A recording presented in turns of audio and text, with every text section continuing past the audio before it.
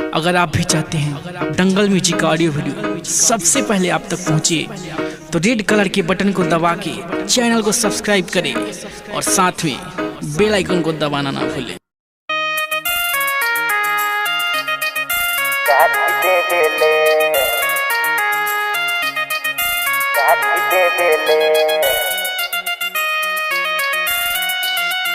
सुन के सारी काहे ऐसन कमवा करेले, सुन के सारी काहे ऐसन कमवा करेले।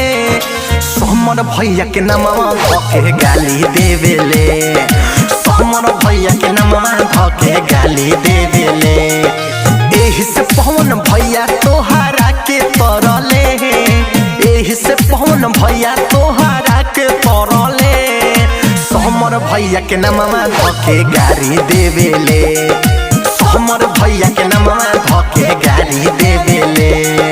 समर भैया के नमवा धके गाली देवेले, गाली देवेले। Music by Arnav Prakash.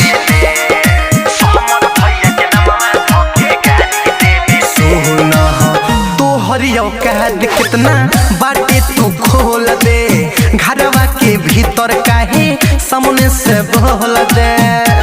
अरे सुना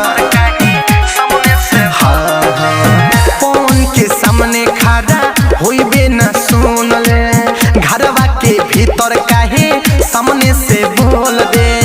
पवन के सामने खड़ा होइबे न सुन ले, एने ओने चाहे तू के तनो घूम ले, एने ओने चाहे तू के तनो घूम ले। बात बात में सुन के सारी झगड़ा करेले, बात बात में सुन के सारी झगड़ा करेले।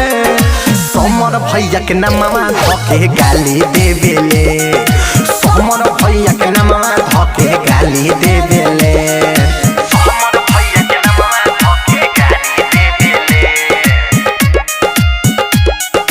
गाली देवेले। Music by Arnav Prakash. समर भैया के नमवा धके गाली देवेले। केहू के भइले नहीं केहू के हो खबे, कोन कलाकार बढ़ी ओके तू टोकबे। अरे सुना तोरा लेखा बहुत देखनी हो केहू के भइले नहीं केहू के हो खबे, कोन कलाकार बढ़ी ओके तू टोकबे। झूठो मुठो के खाली करले विवाद रे, लाइव आके अपन दे खइले आवा का तरे।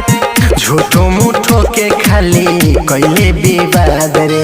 आनंद आसवानी चैलेंज तो से करेले, आनंद आसवानी चैलेंज तोहरा से करेले। समर भैया के नमवा धके गाली देवेले,